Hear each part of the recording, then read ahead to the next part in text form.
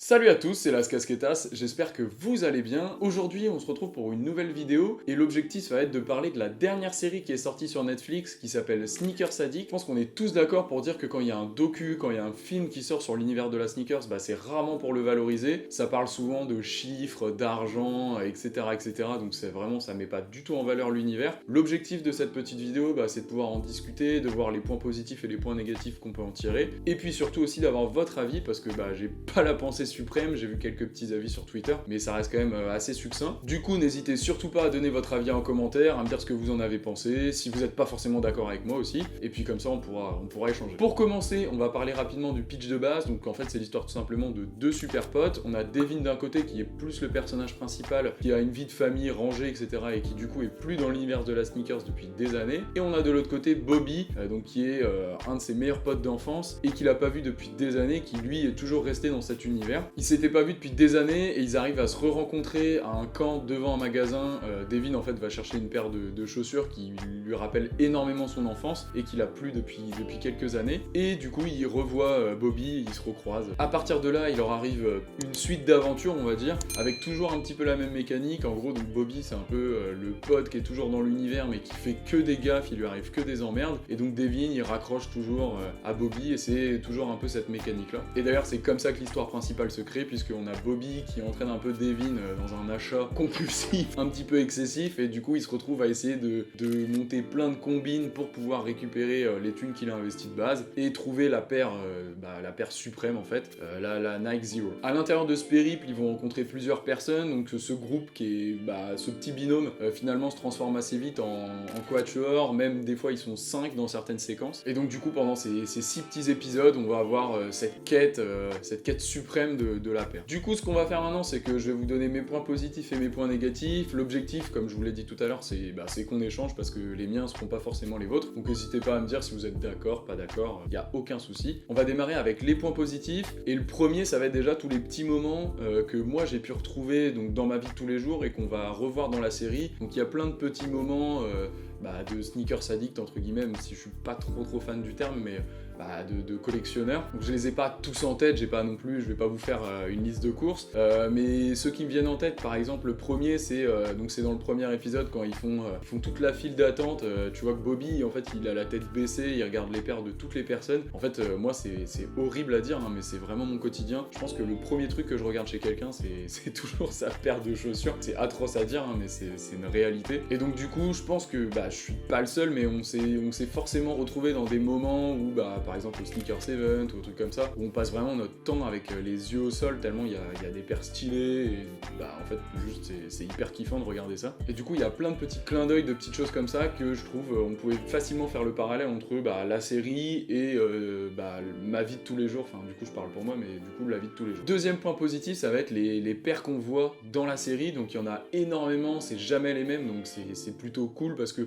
si on s'y connaît, on reconnaît quand même énormément de paires. Si on s'y connaît pas trop, on ne voit pas toujours la même chose et du coup ça peut peut-être aussi nous pousser à aller creuser, à aller voir celles qu'on connaît pas. Après on va pas se mentir, ils ont vraiment mis que des bêtes de paires, que des hits, donc c'est aussi voilà, je pense que pour ceux qui sont un peu plus puristes ou qui s'attachent pas trop à la hype, peut-être que ça parle un peu moins, peut-être qu'ils auraient aimé voir un peu plus de paires entre guillemets classiques. Donc je peux comprendre que chez certains ce soit un peu plus mitigé, mais franchement moi j'ai trouvé ça plutôt cool. Ensuite, troisième et dernier point positif, on va parler de la première séquence, premier plan de la série, qui est incroyable. Franchement je l'ai trouvé mais incroyable pour accrocher. Je trouve que il pouvait difficilement faire mieux. Donc, pour juste vous rappeler rapidement, c'est quand on voit plusieurs personnes marcher et les paires changent au fur et à mesure, pardon.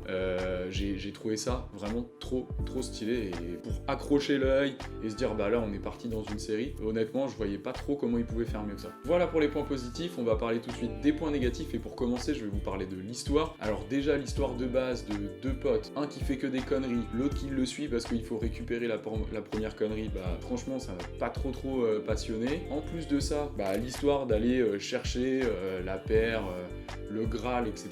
C'était pas très original. Et si on rajoute à ça en plus un jeu d'acteur qui était pas dingue, franchement ça nous fait une série qui est pas exceptionnelle en termes d'histoire, en termes de de construction, en termes d'écriture. Pour résumer un peu ce que je viens de dire, j'arrivais jamais à savoir si c'était quelque chose de plutôt sérieux sur l'univers, même si ça restait quand même une comédie, ou alors c'était quelque chose d'un peu décalé, et en fait je trouvais que c'était jamais soit l'un ou soit l'autre. Et du coup j'étais un peu perdu quand je regardais, je savais jamais trop comment me positionner, et bah au final en fait j'arrivais jamais à apprécier vraiment comment c'était fait. Après c'est aussi pour ça que j'en parle, peut-être que c'est moi qui passe complètement à côté, hein. Je dis peut-être des conneries, j'ai vu des avis qui étaient beaucoup plus positifs que moi sur Twitter. On va enchaîner avec le deuxième point négatif, et je vais vous parler des placements de produits. Alors je me doute bien que pour faire vivre un film, que pour pouvoir le faire, etc., ça demande beaucoup de moyens, ça j'en suis bien évidemment conscient, c'est normal qu'ils y aient recours parce que bah, ça coûte de l'argent tout simplement. Mais il y a vraiment des moments où je trouvais que c'était un peu trop gros quoi, ça faisait vraiment, l'écriture était en gros sur l'écran, il y avait rien d'autre autour, et ça faisait un peu trop exagéré, même si parfois je comprends bien que bah, à un moment ils vont à Flight Club, et donc bah voilà, on rentre dans l'univers du Russell, etc. Donc ils nous montrent des endroits qui sont entre guillemets un petit peu plus iconiques, mais globalement souvent je trouvais que c'était quand même assez mal réalisé. Troisième et dernier point négatif, je vais vous parler du fait que pendant toute la série, tout tourne autour de l'argent. Le cheminement de l'histoire il est assez simple, il y a une perte de base de 5000 $, ce qui est quand même assez conséquent, ça je l'entends, et donc du coup pour récupérer ces 5000 $, il faut aller chercher des paires pour trouver de l'argent, pour trouver des paires pour trouver de l'argent, etc., pour trouver au final la zero pour récupérer toute la collection du mec et pouvoir se faire de l'argent. Alors pourquoi ça me gêne? D'un côté, je suis bien conscient qu'il y a pas mal de personnes, tout dépend de la proportionnalité, mais il y a des gens en tout cas qui vivent du Russell, qui achètent des paires, qui en revendent, qui achètent des paires, qui en revendent. Ça, honnêtement, moi j'ai rien contre ces gens-là, ils font ce qu'ils veulent. À partir du moment où des gens achètent leurs paires, on ne peut vraiment rien leur reprocher. Mais ce qui me gêne, c'est que j'ai toujours l'impression que dès qu'on parle de l'univers de la sneakers, quand c'est un docu, quand c'est un film, quand machin, et bah on prend toujours, mais toujours le côté de l'argent. Donc ça veut dire qu'on va dire, bah il y a de l'argent dans ce monde-là, dans ce milieu-là, du coup vous pouvez vous faire de l'argent, etc., etc. Et donc là, même si ça reste une série, que c'est pas un documentaire, et que bah voilà, ça reste une histoire, une comédie, et ben en fait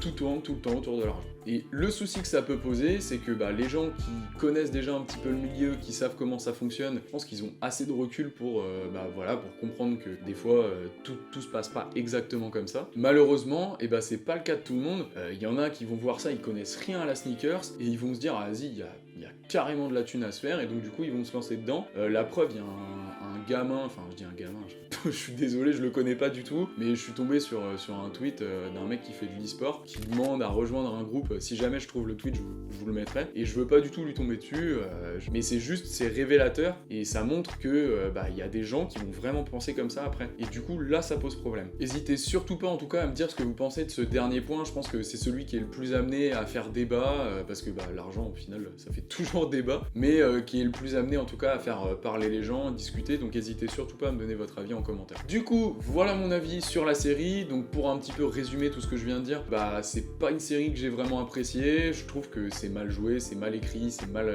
voilà, c'est mal interprété. Après, il y a quand même des séquences qui sont plutôt sympas, je pense que quand on est sneakers addict, même si je le redis, j'aime pas ce mot, bah il y a plein de petits moments où on se retrouve, on se dit ah ouais c'est vrai que des fois je suis comme ça, mais c'est clairement pas une super série à regarder. Après bon, ça se fait assez rapidement, en 3 heures vous avez bouclé le truc. Si ça vous intéresse, je vous conseille vraiment quand même d'aller voir, il y a pas, vous perdez pas trop de temps à le faire. Après je pense vraiment que je suis peut-être un peu vieux, même si c'est bizarre de dire ça, ça me brise le cœur, mais je pense que je suis peut-être un peu vieux, c'est une série qui est peut-être pour les plus jeunes, et donc je pense que ça leur est vraiment peut-être plus destiné. En tout cas, n'hésitez surtout pas à me dire ce que vous avez pensé de la série en commentaire. Voilà, en ce qui concerne cette petite vidéo de discussion, n'hésitez surtout pas à interagir en commentaire, à liker si vous avez kiffé le taf, à vous abonner pour me faire grandir, et moi je vous dis à la prochaine. Peace!